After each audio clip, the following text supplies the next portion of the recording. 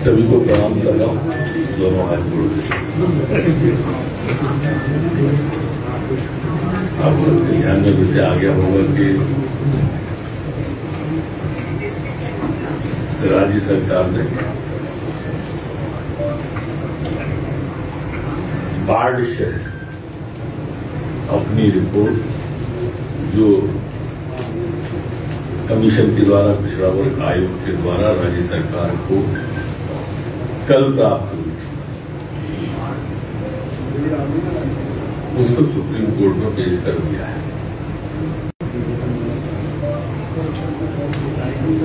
Supreme court में भी स्वीकार करने के बाद 17 तारीख को दोपहर 2 बजे का समय निर्धारित भी हो गया है। जैसा मुख्यमंत्री जी ने कहा था कि हमारी पूरी कोशिश होगी कि हम पिछड़े वर्ग के आरक्षण के साथ चुनाव में जाएं, वही मांग हम करने वाले भी हैं कि पहली मांग 2022 के परिसीमन के आधार पर हमें चुनाव की पिछड़े वर्ग के समाहित करते हुए अनुमति प्रदान करें। दूसरा, ये जो 2022 के हिसाब से जाएंगे उसके लिए थोड़ा सा समय और प्रदान करें। राज्य सरकार चुनाव के लिए तैयार है, पूरी तरह से कटिबद्ध है, वचनबद्ध है।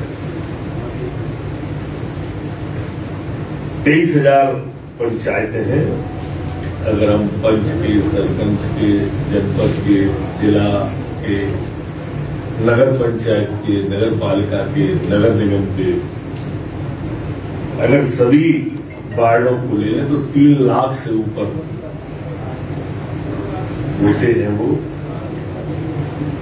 पर इसलिए थोड़े समय की दरकार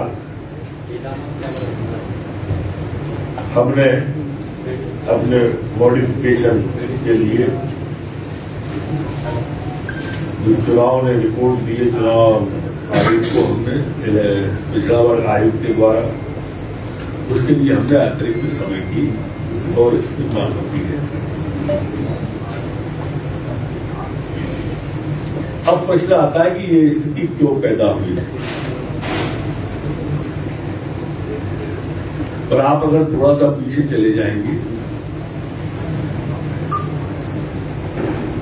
पहले विवेक तनखा जी, फिर सैयद जाफर जी, जया जी, ये सभी कांग्रेस के वो मूर्धन्य लोगों के नाम हैं। जब माननीय शिवराज सिंह जी की सरकार ने चुनाव की घोषणा कर दी तो चुनाव में जाने की जगह ये रणछोड़दास बनकर, भगोड़े बनकर अदालत में चले गए। माननीय शिवराज सरकार जो थी, भाजपा की सरकार जो थी, वो आरक्षण के साथ चुनाव में गई, लेकिन उन्होंने कोर्ट में लगा दिया और उसका परिणाम कहे या दुष्परिणाम कहे या पाप कहे इनका, ये आया कि जो था वो और चला गया, नया तो ये कर नहीं पाए।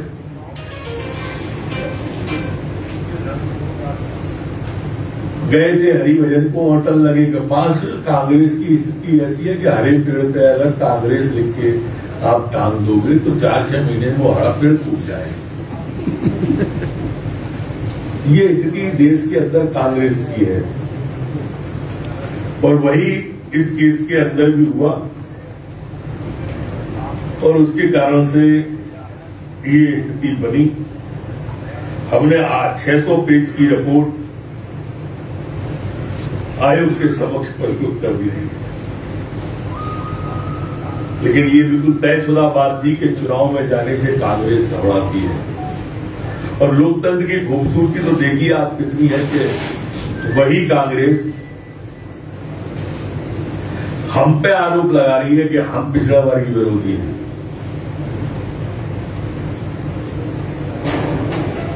मैंने हमने 3 मुख्यमंत्री दिए, तब हम पे आरोप लग रहा है।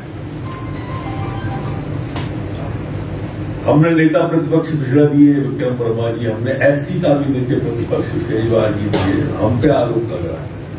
उन्होंने एक भी नेता प्रतिपक्ष नहीं दिया पिछड़े का, एक भी मुख्यमंत्री नहीं दिया।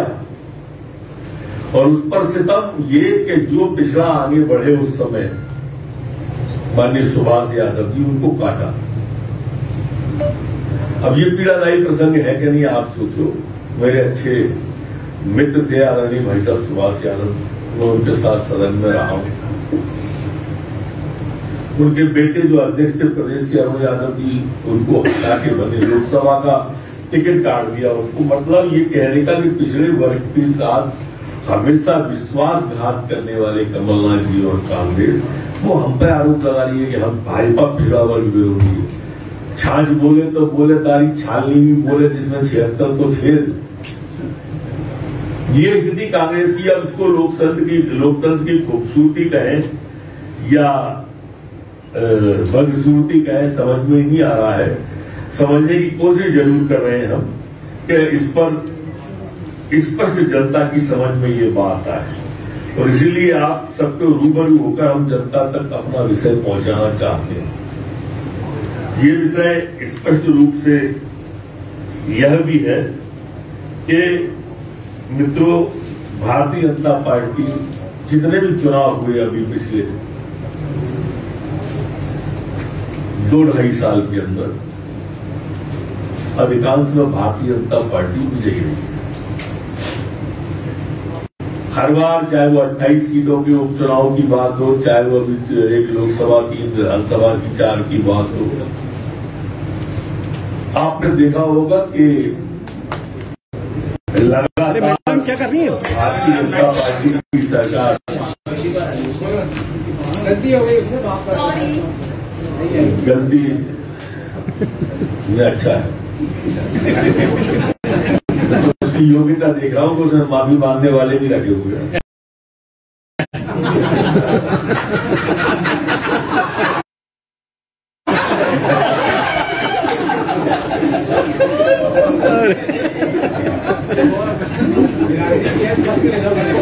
भाग्यशाली बिटिया है हमारी। मित्रों, भारतीय जनता पार्टी और शिवराज सिंह जी चौहान सदैव से ही ओबीसी के आरक्षण के पक्ष में रहे हैं और हम उसी दिशा में लगातार आगे बढ़ रहे हैं। और इसीलिए मैंने आपको बैठने के पहले ये बताया कि मंगलवार की तारीख 2 बजे की उसमें लग गई है। भारतीय जनता पार्टी जब से सरकार में आई है, तीनों मुख्यमंत्री आप हमारे देख लें, माननीय उमा भारती जी, बाबूलाल गौर, शिवराज जी, इनके मंत्रिमंडल में भी ओबीसी को पर्याप्त प्रतिनिधित्व और पर्याप्त स्थान मिला है। हमारी पार्टी ऐसी है जिसने मुख्यमंत्री से लेकर प्रधानमंत्री तक सभी पिछड़े वर्ग से हैं, ओबीसी से हैं, और पूरी ताकत से, शिद्दत से, मेहनत से हम सब लोग जनता की सेवा करने के लिए रात में लगे हुए हैं।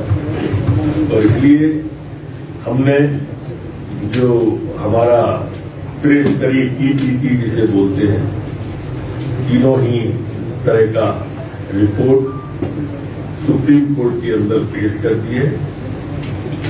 हमें विश्वास है कि उसमें हम सफल होंगे। सर, आप सुप्रीम कोर्ट में गए हैं द्वारा संशोधित याचिका देकर, कोई पर राज्यसभा जो है चुनाव की तैयारी कर रहा है, तो चुनाव की डेट आएगी कि नहीं आएगी सर? इस बार चुनाव की डेट आएगी और चुनाव भी होंगे। हम कांग्रेस की तरह चुनाव रोकने नहीं गए हैं, मॉडर्नाइजेशन के लिए गए हैं। और 2 विषय हैं जो मैंने आपके सामने रखे। कोई भ्रम अगर हो रहा है तो मैं दोनों विषय की ओर फिर आपका ध्यान आकर्षित कर देगा। बता दीजिए जी सर। एक संगठन है,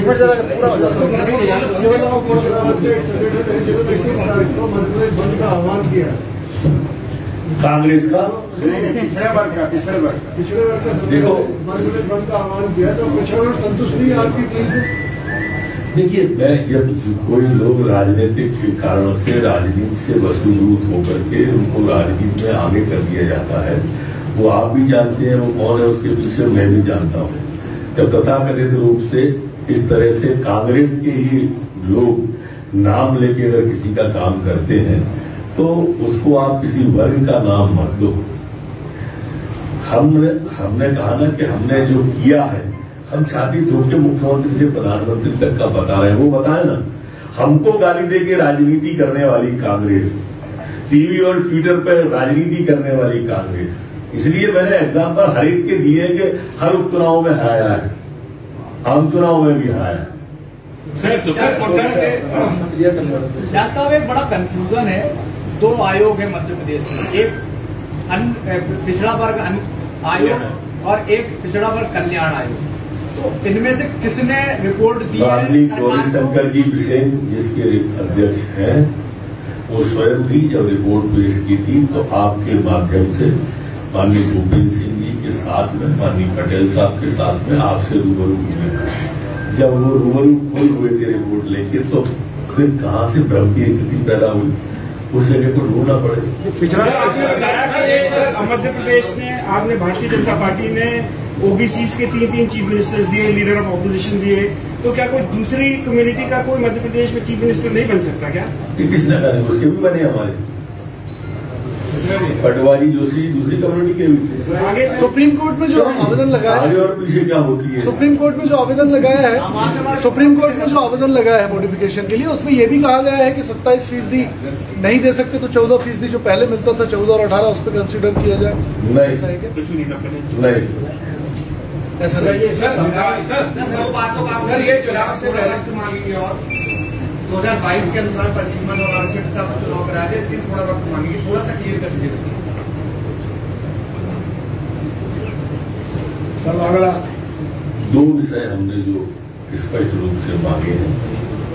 2022 के परिसीमन पर पिछड़ों के आरक्षण के साथ हमें चुनाव की अनुमति दे, कितना मॉडिफिकेशन कर दे। और दूसरा, चूंकि मैंने वार्डों की संख्या भी बताई, पंच, सरपंच, जनपद, जिला पंचायत, नगर पालिका, नगर निगम, इन सब में तो हमको थोड़ा सा समय और दे दिया जाए,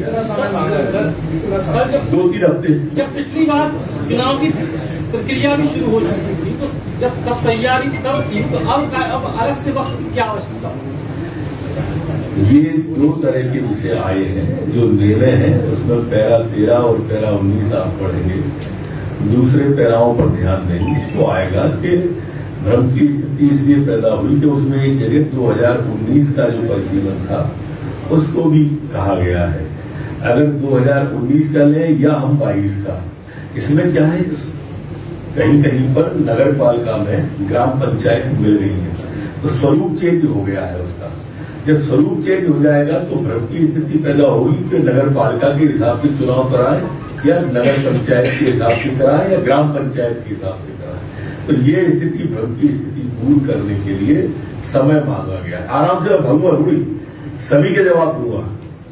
सर, अगले महीने राज्यसभा का भी इलेक्शन है, आप बता रहे हैं कि ओबीसी वर्ग को हमेशा से आगे बढ़ाया है, क्या यहाँ पर भी ओबीसी वर्ग से ही कोई दिखेगा? सारे फैसले मेरे को करने के अधिकार नहीं है। ये जो हमारी इलेक्शन कमेटी होती है उसको अधिकार होता है। सर, सुप्रीम कोर्ट ने बोला है कि पार्टियां अगर चाहें तो अपने अकॉर्डिंग वो, उसके लिए मेरे पार्टी के अध्यक्ष और मेरे दल के नेता दोनों कह चुके हैं कि हम 27% ऊपर आरक्षण देंगे। तो 35% जो आपने जो कहा था, जो रिपोर्ट है आयोग की, या उसके अकॉर्डिंग आप जो रिपोर्ट है उसके बाद ही दोनों ने कहा है। सर, ग्राम पंचायत के नॉन सिंबॉलिक चुनाव कैसे तय करेंगे जब 35% उम्मीदवार किसके आपके हैं या किनके हैं? नॉन सिंबॉलिक सभी जगह पर आबादी जो वार्ड की है उसके मान से रिपोर्ट प्रस्तुत की गई है। किस वार्ड में आप पक्ष में है, रिपोर्ट के आधार पर लागू करना चाहिए। मैंने कहा ना कि जो मेरे पक्ष, और मैं तो पिछड़े वर्ग के साथ तब भी गया था, वो सुप्रीम कोर्ट में नहीं मानी जाती। मेरे मत को वो नहीं मानेगा, जो सुप्रीम कोर्ट का मत होगा उसको हम मानेंगे।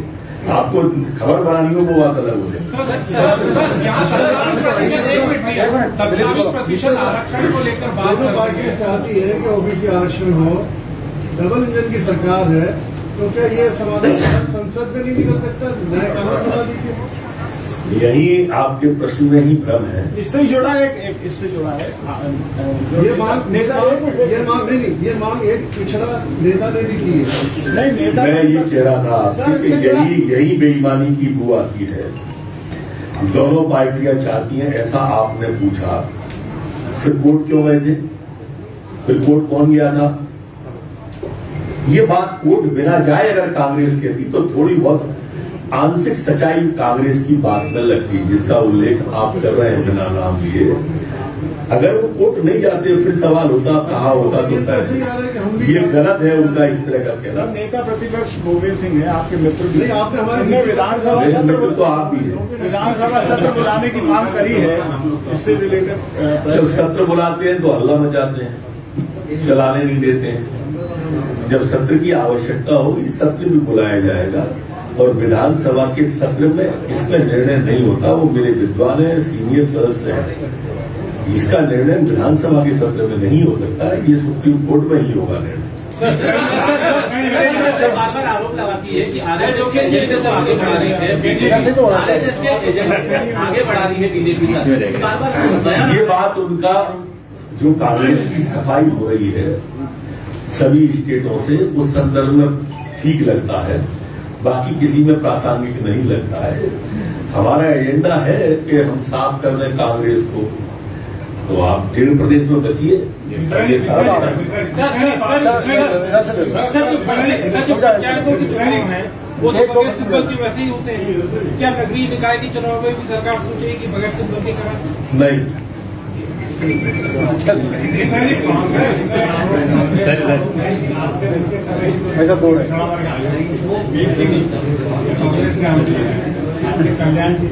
देखिए अदालत भाजपा इसके अलावा भी एक आप सब जो विराजमान हैं, आप सबका फोरम भी लोकतंत्र में बहुत महत्वपूर्ण फोरम है। आप क्या नहीं रख देते हो? क्यों नहीं रखती? इसमें तो कोई नहीं रोक सकता। मैं यही कह रहा हूं कि उनकी नीयत में खोट है, वो कहते कुछ है और करते कुछ है। आपका फोरम छोटा फोरम नहीं है मित्र। भोपाल के स्कूलों को लेकर जो थ्रेट आएगा, ईमेल जो आया था, इसको लेकर क्या जाना जो थ्रेट आया था उसकी बिंदु से जानकारी ले ली गई है। वो फॉल्स अभी तक प्रथम दृष्टया पाया गया है, लेकिन कहां से था, क्यों था, कैसे था, इस फॉल्स पर भी हम निगाह रखे हुए और उसको पकड़ने की कोशिश कर। विषय जी एक फ्यूचरिस्टिक सवाल, फ्यूचरिस्टिक आप आराम से करो, आप एक मात्र समय देख रहे हो।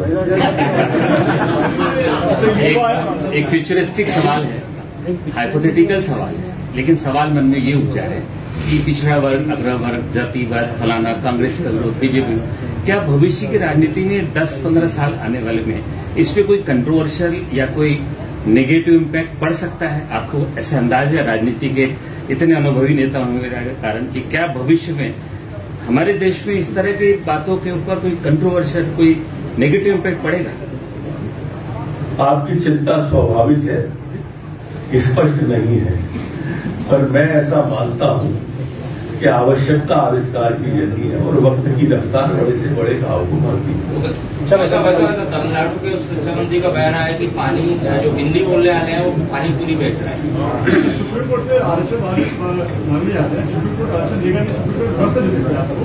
आरक्षण तो आपको ओबीसी वाले व्यवस्था ही मांग रहे हैं, आरक्षण तो मिला नहीं ना आपको। आरक्षण तब मिलेगा उस मामले का संविधान की नोटिस में डालेंगे, तो संविधान संशोधन के लिए भेजेंगे, कैसे करेंगे? मॉडिफिकेशन के लिए हम गए, मॉडिफिकेशन को गए, हम पूरी तरह से आसान भी है। अगर है आपका ट्रिपल टेस्ट आपने नहीं अच्छे से किया था, उसको भी तो सुप्रीम कोर्ट में ऐतराज। हमने ट्रिपल टेस्ट अच्छे से करके दोबारा हमने कहा है कि शामिल हुए, इसलिए मैं ट्रिपल टी बोला है। मदरसों में जो हो रहा है भोपाल में हुआ जो स्कूल, मैं सुबह मदरसे वाले विषय राष्ट्रगान पर बोल चुका, लेकिन मेरी ये खबर भोपाल के स्कूलों में जो हो रहा है तमिलनाडु में वो अच्छा भी अच्छी बात है, राष्ट्रगान का जर्नल अच्छी बात है। सर आज जो आपकी प्रेस कॉन्फ्रेंस अभी हो रही है, इसमें 20% आरक्षण के ऊपर देने की बात अध्यक्ष महोदय ने कर दी। सर एक वर्ग विशेष को सर एक 27 सर ये एक वर्ग विशेष को लाभ देने के चक्कर में जो कर्मठ और अच्छे कार्यकर्ता है उनका हक नहीं माना जाएगा सर। देखो, सबका साथ सबका विकास ये मूल मंत्र है हमारे माननीय प्रधानमंत्री का, और हम उस मूल मंत्र पर कायम है। और ऐसा कोई वर्ग विशेष के साथ अन्याय नहीं दिख रहा है। जितनी जिसकी भागीदारी उसकी